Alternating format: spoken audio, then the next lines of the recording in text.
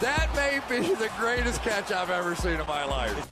Okay, we have not done this in quite a while, and our rankings have changed a decent amount. So we're going to go through and update y'all with our current Dynasty Superflex rankings. I apologize for everybody going, oh my God, can you ever talk about one quarterback? Hell, I mean, if you play in a one quarterback league, all you have to do is move these quarterbacks down the draft board about a round. Who the hell cares? So let's go into this. Let's talk about these Superflex rankings, and I will try to get as far down as I can, but I mean, I'm not going to be able to talk about 40 players here. So please forgive me if we only get through 10, 12 guys in these rankings. I know y'all want to see more, especially with how we are ranking those players at the end of rookie drafts.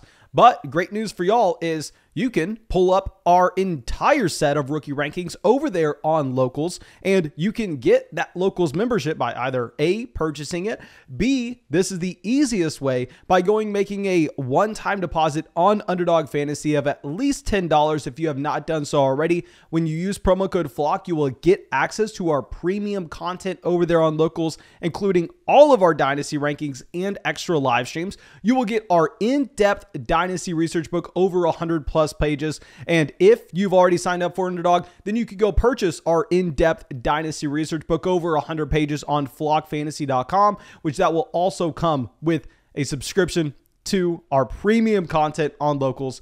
But that should be it. Please go down there, drop a like on this video, subscribe to the channel, leave a comment, and let's start it off with our first player overall, Breece Hall. Obviously, Breece Hall has been our 101 since the NFL Combine. Since the Combine, he's also been in his own tier up there. I don't really want to talk about Breece Hall that much longer. I mean, I think it's honestly probably more interesting to talk about where we're ranking him compared to other veteran running backs compared to these rookies.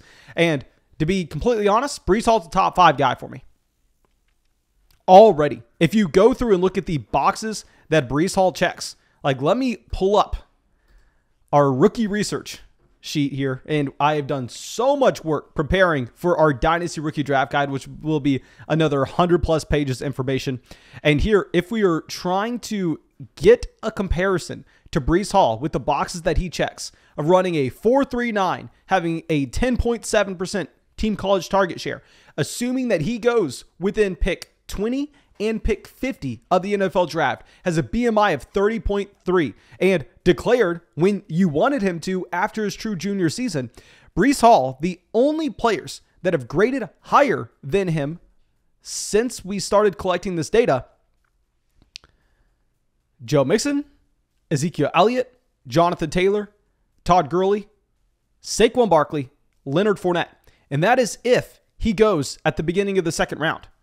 If he somehow sneaks his way up to being a top 15 pick, he's above all of those players but Barkley and Leonard Fournette. He checks every single box. If you're looking at him compared to the other running backs he's around, there's not a single bust on the list. Sign me up for Breece Hall. I'm all in. But let's go to our second player, and this is an update we have made because all the NFL draft chatter talking about Malik Willis since his own pro day, just skyrocketing up NFL draft boards. Now there's talk about him potentially being a top 5 pick in this year's NFL draft, and a team's going to have to trade up to go get him. And of course, we don't know if that's true for the time being, but what I do know with Malik Willis is he has more upside in fantasy than anybody else in this draft class outside of Breece Hall. And the reason for this is if you pull up Malik Willis and his stats at Liberty and go to that 2020 season, you have 10 games played and 94.4 rushing yards a game.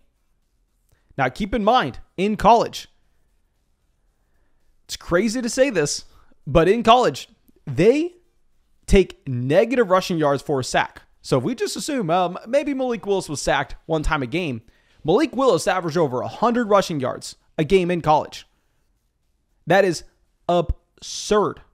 Absurd rushing upside. And I am not trying to pretend like I am some professional NFL quarterback scout. It's very, very difficult to ever create a metric system where you're able to effectively evaluate quarterbacks and hit those quarterbacks higher than their regular NFL draft capital. Trust me. Everybody and their mom has tried, and we can do so at running back, we can do so at receiver, but at quarterback, it's damn near impossible.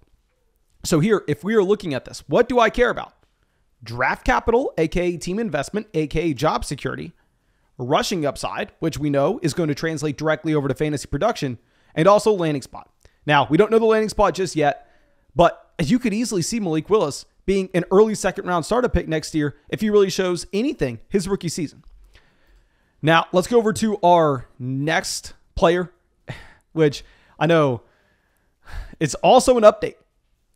Drake London. We talked about this in a video either yesterday or the day before, but here with Drake London, this is a receiver that checks every single box. Broke out year one alongside Michael Pittman, Amara St. Brown with Drake London. If you look at him with the lens that he was a year one breakout, he had about 45% of his receiving yards on a per game basis his final year at USC. He declares early for the NFL draft. He will be a round one NFL draft pick. He has decent enough size for what we're looking for. Obviously, he has great size. That's not going to matter as much. But if we go through and boop, boop, boop, boop, boop, put him through this little algorithm, spit it out, the only wide receivers since 2014 that have graded out higher than Drake London for us: Amari Cooper, Sammy Watkins, Jamar Chase, Justin Jefferson, and Calvin Ridley.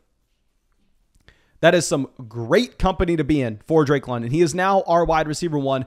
I am a little bit concerned that I don't think he's going to have access to one of those great landing spots like Green Bay, like Kansas City. So easily this ranking can change after the NFL draft once we get these landing spots.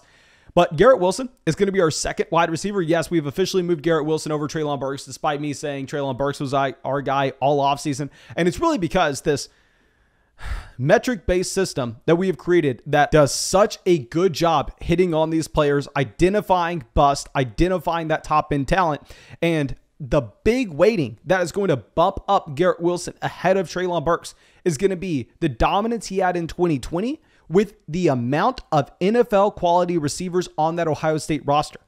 You had 3 receivers on that roster in 2020 that are going to be drafted in the first round of the NFL draft from Ohio State. And with that happening, Garrett Wilson was able to go out there and command 34% of the receiving yards on a per game basis at Ohio State. Some comparisons that we see based on this algorithm, there are some bad names in there like Corey Coleman, to be completely honest, but there are some great names like Odell Beckham Jr. is the perfect example. Yeah, he didn't necessarily dominate at LSU because you had Jarvis Landry there, but you have to give him that bump up based on the competition for targets that he had in college. He got the NFL draft capital. He has the athletic profile. At the same time, he declared early. He broke out early. Everything you want to see. Sign me up for some Garrett Wilson. And now our next player will be Treylon Burks. With Treylon Burks, I still think he's great. Now, if you're looking at the comparisons for Burks, you have guys like anywhere from N'Keal Harry to A.J. Brown. With Burks, I'm not moving him down because of the NFL Combine. I think if people are moving him down because the Combine a couple months ago, with him not being as fast as projected, they're maybe doing themselves a disservice. Treylon Burks can easily jump back up to being our number one wide receiver in this class, and it's because he looks like he's going to go late round one in the NFL draft compared to, Drake London, Garrett Wilson going mid to early round one. And who picks at the end of the first? You got Kansas City, you got the Green Bay Packers with 4 total picks. So it's completely possible that Treylon Burks, who dominated targets at Arkansas, who also went out there and broke out his second season, declared early, checks box after box after box. Love all these receivers. It's possible that Treylon Burks does indeed end up as our wide receiver one from this draft class. Now let's move down a tier. So we had the tier at the top with Breece Hall. Below that, Malik Willis, Drake London, Garrett Wilson, and Treylon Burks. Now we're going to tier 3. And I will say there's a pretty big gap here, but we are going to have Kenneth Walker at 6. Now with Kenneth Walker, he looks like he's going to go mid round 2 of the NFL draft. And with Walker, he has an elite athletic profile. He was dominant his final year. Of course, he had a transfer, yada, yada, yada. Historically, that doesn't necessarily mean much at the running back position in particular. But if you're looking at him at Michigan State in the Big Ten, he goes to that team, has 263 rushing attempts that season. The next best running back, Jordan Simmons, at 70. With Kenneth Walker, he has over 1,600 rushing yards, over 6 yards per carry. Jordan Simmons, the other running back that had 70 carries, down at 4. Kenneth Walker is an elite level athlete. His BMI is off the charts as well. He looks like he is going to be a I don't want to say Nick Chubb level player, but he is going to be a more than capable first and second down running back. Now, I definitely am concerned. I am concerned that he will not catch passes. Now, maybe what we should be doing is in a league where it's non-PPR, of course, you're bumping up Kenneth Walker, but I'm talking about this being the smallest difference ever. If it's a half point per reception format, maybe you have Kenneth Walker at 6. And if it's full PPR, I would be very surprised if Kenneth Walker's ever able to turn into a top 10 running back just based on the fact that his college target share was so damn low. And if you look at him historically, very few players were able to go out there and see, I believe he was hovering around 4.5% of his team's college targets at Michigan State. Very few players were around that same mark and able to actually take that step as a receiver at the NFL level. I know a lot of people have said Jonathan Taylor. Oh my God. Have you all done the research? Jonathan Taylor had over 10% of his team's college target share, over double what Kenneth Walker did. It's like not even comparing. I'm having a very hard time looking at players with this mold that were able to turn into capable NFL pass catchers. So I think that it's difficult to rank him alongside these other quarterbacks. Something we probably are just going to have to go with landing spot. And our 7th player is going to be Kenny Pickett. Kenny Pickett in the same tier. Looks like he will be the consensus second quarterback off the board. Now, I'm going to keep Kenny Pickett in the same tier as Matt Corral, however, because if we're looking at both these quarterbacks, the draft capital should definitely side with Kenny Pickett himself, which you should give that tiebreaker for Kenny Pickett to potentially have a better overall chance of sustaining a job over the long haul, because we know draft capital is directly tied with job security. But Matt Corral does have slightly more rushing upside, so I'm going to have them in the same tier here. Definitely if Kenny Pickett or Matt Corral slid down to, say, pick 25, which I'd be very surprised, obviously, if Kenny Pickett makes it to pick 20. The Steelers are soaking him up. But if they make it to the end of the first round, the beginning of the second, they will be plummeting in these rankings. And we will definitely have Kenneth Walker ahead of him. But if Kenny Pickett ends up going like around pick 10, then it's going to be a little bit of a different story. Now, let's go over to the next tier. We already have Pickett 7, Matt Corral 8, a tier down in his own tier, to be completely honest. We are going to have Chris Olave. Now, with Chris Olave, he is a player that I liked at the beginning of the offseason because people are coming out saying, oh, you need George Pickett over him. Oh, you need Jamison Williams over him. And I'm looking around saying, I don't understand why, especially if you look at his overall profile. This is something that I've been very excited to see with our waiting on those college teammates that go to the NFL impacting the production and how we should be viewing the player. This is why we had Justin Jefferson. This is why we have Jamar Chase popping off in our model. And very similarly, we have Chris Olave doing the same thing, because with Chris Olave there in 2020, he comes out, accounts for almost 40% of the receiving yards on a per game basis at Ohio State, with 3 other first round caliber NFL draft picks on that team. Now, of course, there's a red flag on this profile. The red flag is he stayed for a senior season. Not only did he stay for a senior season, but at the same time, it was underwhelming. Garrett Wilson jumped him, and he ended up being the wide receiver 3 on the roster, which of course is not fantastic by any means. But we've seen other wide receivers go out there and have an early career breakout in college, take a step back, and then find success at the NFL level yet again. Now, it's funny because if we look at our composite score for Chris Olave, he is right in line with guys like Chris Godwin, Jerry Jeudy. Jerry Jeudy, in my opinion, is the perfect example. I mean, a wide receiver that came out and, yes, showed flashes, but there were just wide receiver after wide receiver after wide receiver, NFL caliber on that same roster. So it's a little bit concerning when you see the overall numbers, but if you take the context into it and you look at the amount of NFL teammates that were there at the receiver position in particular, Jerry Jeudy, I think that's a fair comparison. And we also have Juju Smith-Schuster popping up, which is very interesting as well, because Juju is a player that did break out early on. He broke out his sophomore year at USC and then took a step back his true junior season. Now, Juju did come out early, so it's a little bit of a different story. But you do have some underwhelming players on here as well. Corey Davis is another example of a player that profiles to be similar to Chris Olave, just with the overall scores. Corey Davis, obviously small school receiver, stays all 4 years, dominates a little bit different there. Christian Kirk's another comparable player, but I really like Chris Olave, and I'm going to be willing to take the discount on him because I think a lot of rookie drafts, you'll be able to get him behind Jamison Williams, you'll be able to get him behind George Pickens, be able to get him behind Jahan Dotson. But now let's go to our next player. Starting off in tier 5, we are going to go Isaiah Spiller. Now, I'm not going to lie, Isaiah Spiller may continue to fall down this list. And we talked about this about a week ago, but with this rookie running back research, y'all know we're probably not really talking 40-yard dash time a lot in this video because we haven't really talked about many running backs, but the 40-yard dash time matters a lot at the running back position. It doesn't at receiver. And we already did this in a video, but I'm just going to recap in case anybody did not see this. There have been 91 running backs selected in Dynasty rookie drafts since 2014. We have tracked all 91 and created profiles for all 91 to come up with this model. And here, there were 47 of them that ran a 40-yard dash time as a 4.53 or slower. Isaiah Spiller ran a 4.63. So we're giving Isaiah Spiller the benefit of the doubt, saying, hey, he just had a bad day. He had a bad day. Let's bump him up an entire 10th of a second, which is a lot with the 40-yard dash. So we're drawing that cutoff as a 4.53 instead of a 4.63. And also, what we need to do is combine this with BMI, because you can get away with being a little bit of a slower running back if you were just that massive build. If you just have that thickness where you're able to command 20 plus touches every single game, which we haven't seen from Isaiah Spiller in his college career. If we combine both of those measures, there are a total of 10 running backs that have been drafted that ran a slower than a 4.53, which is a 10th of a second faster than Isaiah Spiller, and had a BMI less than 30. These 10 guys: Jordan Wilkins, Dexter Williams, Storm Johnson, Wayne Gallman, Jamal Williams, Paul Perkins, Kerryon Johnson, Ronald Jones, TJ Yeldon, and Sony Michel. Every single one of them, all 10 players from that list, had an ADP lower after their second season in the NFL than they did coming in as rookies.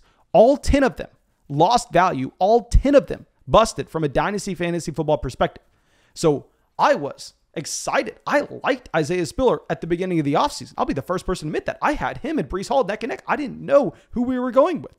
But once we get these official numbers, when he is a lot smaller than advertised, when he's a lot slower than advertised, and he was never a workhorse at Texas A&M, I'm off of Isaiah Spiller. I could honestly talk myself into ranking him a little bit lower than this. We're going to have Jamison Williams, wide receiver 11. With Jamison Williams, the issue is the injury, obviously. This is a receiver that if he was able to stay healthy, he would have the draft capital. He'd probably be a top 15 pick right alongside Drake London and Garrett Wilson based on his speed. But does speed correlate to fantasy success at the receiver position in particular?